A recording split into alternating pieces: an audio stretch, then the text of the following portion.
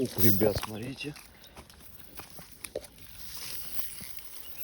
Сразу 3 сазанчика у нас.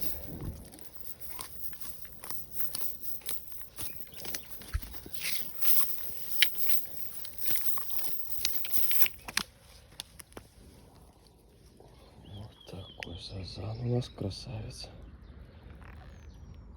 И 2 поменьше.